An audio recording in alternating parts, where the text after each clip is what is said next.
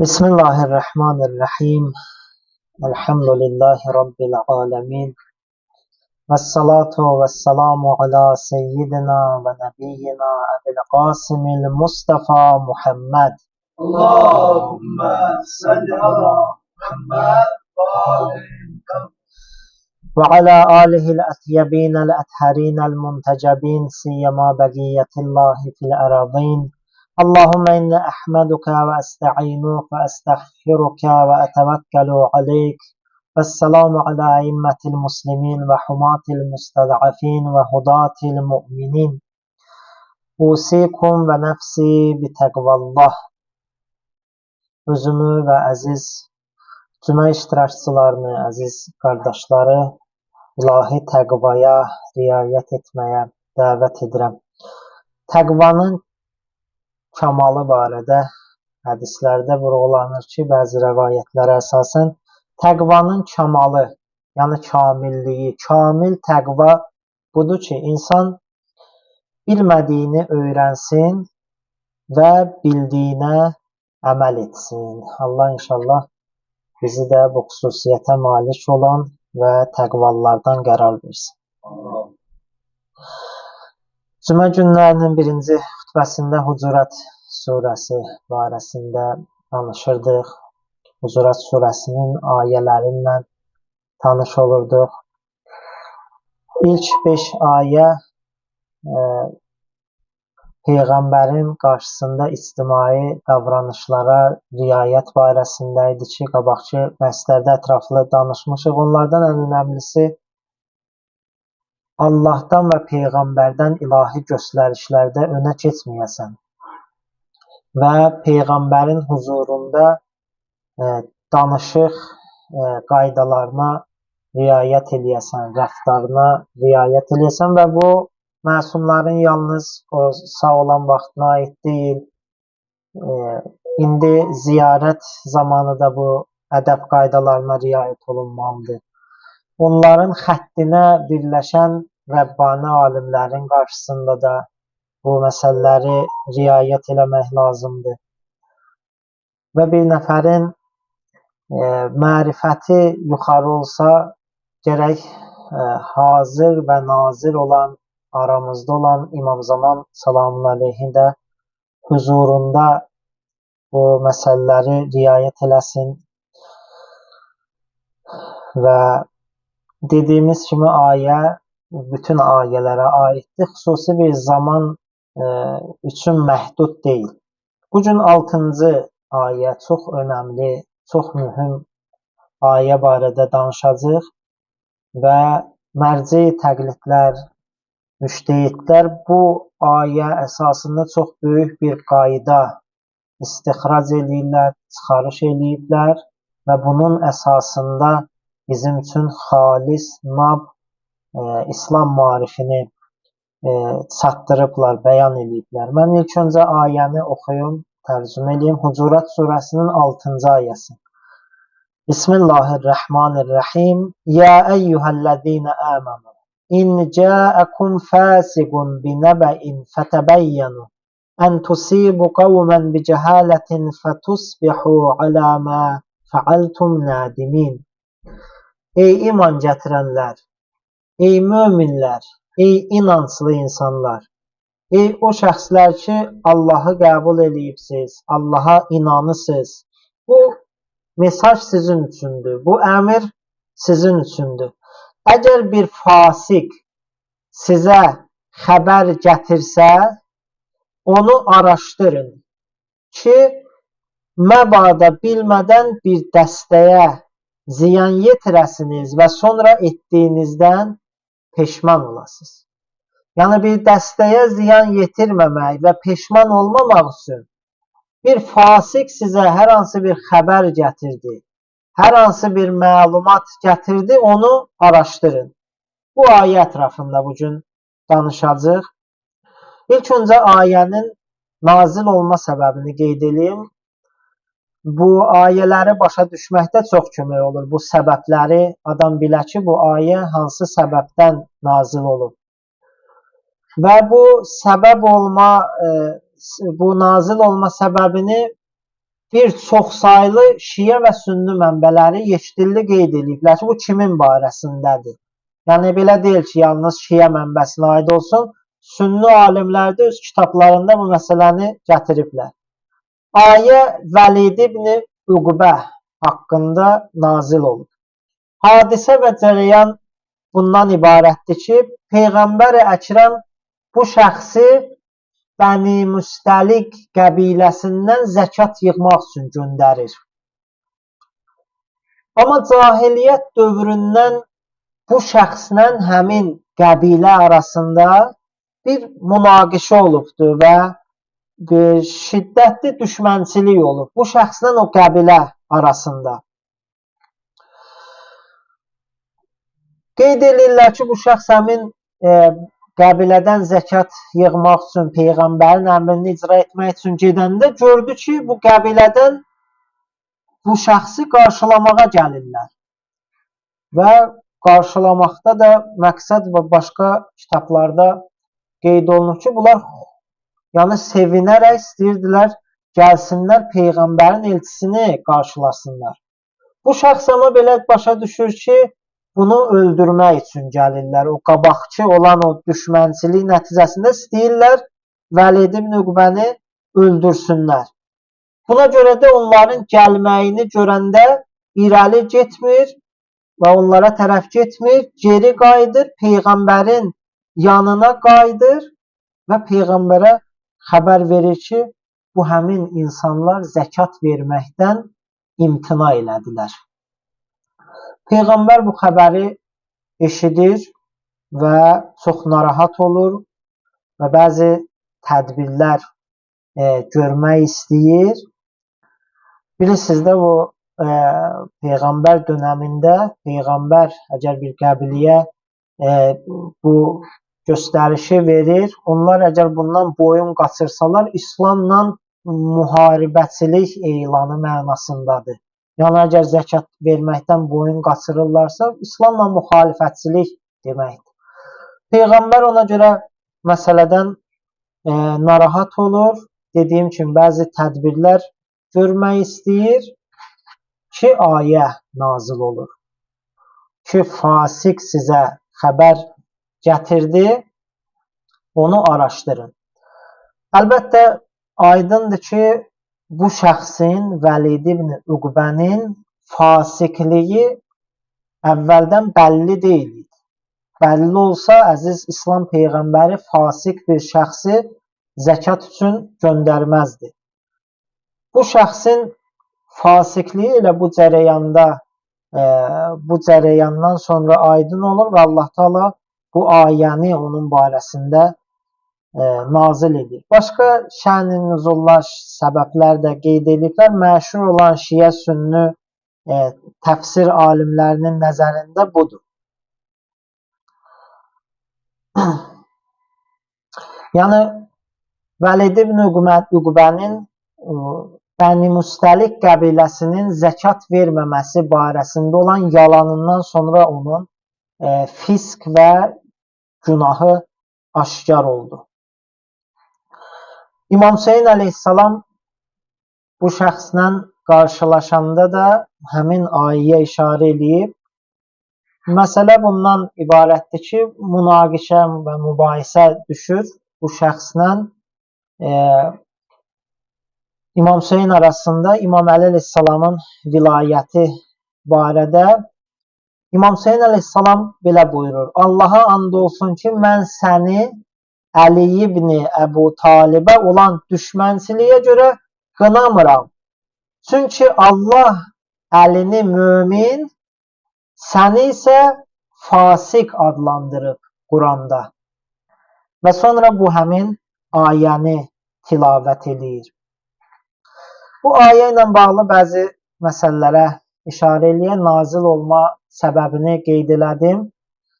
Baxın, bu surənin 12-ci ayəsində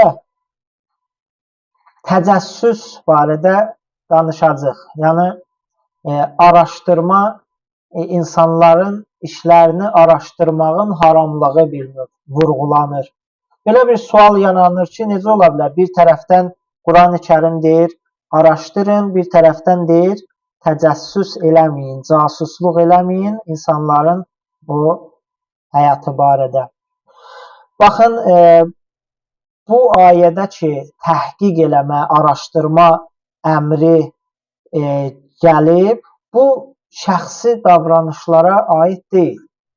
Ayə də gördüyünüz kimi vurğulayır ki, nəbada bilmədən hər hansı bir qövmə zərər vurarsınız. Yəni, ictimai cəmiyyətə aid olan məsələlərdə gərək araşdırasan, ayənin əmri budur. Amma şəxsi məsələlərdə bu araşdırma qadağandır. Mən bir nəfərin şəxsi həyatını başlayıram araşdırmağa. Quran buna casusluq deyir. Bu, başqasının şəxsi həyatında casusluq eləməkdir. Bu qadağandır və haramdır. Amma bu məsələ ondan fərqlidir. Burada bir qövmün, bir qrupun, bir cəmiyyətin taleyi həll olursa, burada artıq araşdırma aparmaq lazımdır. Quran dedi ki, fasik sizə xəbər gətirsə. Fasik kimə deyilir? Fasik kimdir? Fisk nədir və fasik kimdir? Baxın, fasik və fisk sözün ki, kökü fisk sözündəndir, mənası xaric olmaqdır. Lüğətdə mənası xaric olmaqdır. Terminoloji mənası isə Quran terminologiyasında mənası budur ki, düz yoldan xaric olmaq. Və bu da nəyin nəticəsində olur? Günahlarla, Allahın hədlərini, sərhədlərini qorumamaqla insan düz yoldan xaric olur və belə bir şəxsə fasik adı Quran bəyan eləyir. Başqa ibarə ilə desə, fasik o böyük günahlara mürtəkib olan, sonra tövbə etməyən şəxsdir. Quran-ı Kərimdə bir çox ayələrdə 50-dən çox bu söz işlənilibdir. Mən onların bəzilərinə işarə edeyim. Məsələn, Firon və onun qövmü barəsində Quran buyurur ki, İnnəhum kənu qavmən fasiqin. Onlar fasik bir qövmüydülər. Münafiqlər barədə, ikiyüzlü insanlar barədə Quran-ı Kərim buyurur ki, İnnəl münafiqinə humul fasiqun. Münafiqlər elə həmin fasiqdirlər. Və yaxud peyğəmbərlərə əziyyət eləyənlər, onların əmrlərindən boyun qaçıranlar barədə Quran-ı Kərim buyurur ki, onlar fasik qövmüydülər. O şəxslər ki, Allahın əmri ilə, Allahın qanunundan kənar qəzavət eləyirlər, Quran buyurur, onlar fasikdir. Və mən ləm yəhkum bimə ənzəlallah fəuləikə humul fasiqun. Kim Allahın nazil etdiyindən başqa bir hökmdən qəzavət eləsə, hökm versə, həmin şəxslər fasikdirlər. Hiylə quranlar barədə, hiyləgərlər barədə Quran buyurur, onlar fasikdirlər. Əmr biməruf və nəhyəz münkər əmrini ki, şərait yarandı, icra eləməyənlər barədə Quran buyurur, onlar fasikdirlər. O şəxslər ki, evi, ailəni, ticarəti, qohum-əqrabanı, maddiyyatı Allah yolunda cihaddan üstün tuturlarsa, Quran onları fasik adlandırır. Lut qövmündə həmin Lut peyğəmbərin qövmü günahı, açıq-aşkar günah əhli idilər və təfsir alimləri, bəzi təfsir alimləri nəticə çıxardılar. O açıq-aşkar günah əhlini Quran-ı Kərim fasik adlandırır. Haram yeməkləri Quran-ı Kərim fisk adlandırır. Maidə surəsində Allah Teala o haram heyvanları ki sadalayır, yıxılaraq ölən, boğularaq ölən, əziyyət verilərək, üzü qibləyə kəsilməyən, Allah adı üzərinə çəkilməyən ayə buyurur ki, zəlikum fisk. Bütün bunlar fiskdir. Və sonuncu qeyd elədiyim ayə pak iffətli xanımlara töhmət vurmaq səbəb olar ki, insan fasiq olsun. Quran həmin şəxsləri də fasiq adlandırır. Baxın, bu ayə göstərir cəmiyyətdə bir çox dərdlərin dərmanıdır. Baxın, peyğəmbərlər müxtəlif insanlarla rastlaşırdılar. Cəmiyyətdəki müxtəlif mənəvi xəstəliklərə düçar olurdu. Hətta bugünkü gündə mən qeyd eləyəcəm, bu xəstəlikləri, bu problemləri biz görürük. Baxmayaraq ki, indiki dövrdə bu qədər inkişaflar olub, həmin məsələlər amma yenə də yerindədir.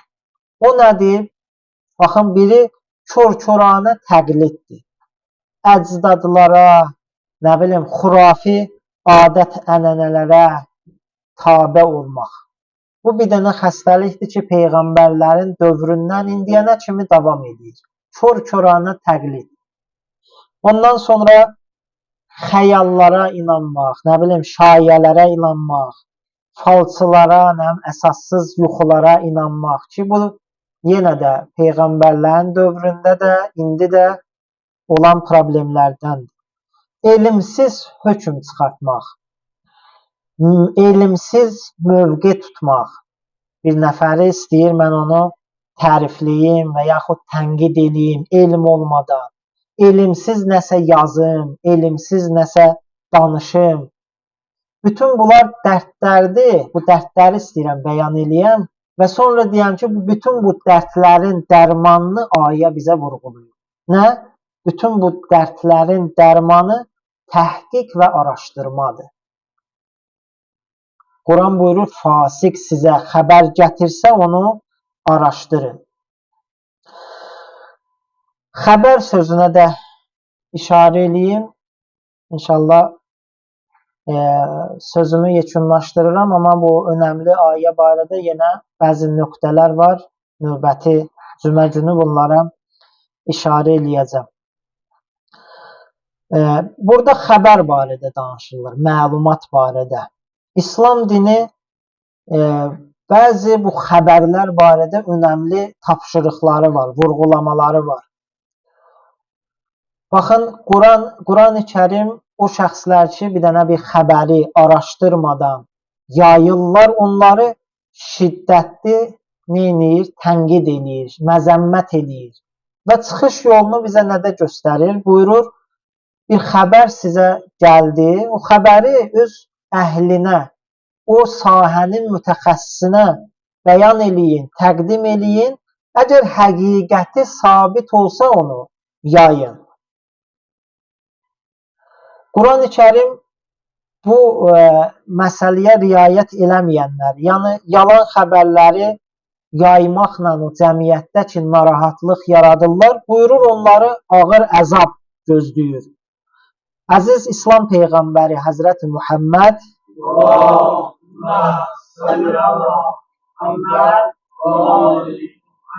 son həcc səfərində, ömrünün o son illərində belə buyurur ki, məndən yalan xəbərlər nəql edənlər çoxdur və bundan sonra da daha çox olacaqdır, çoxalacaqdır.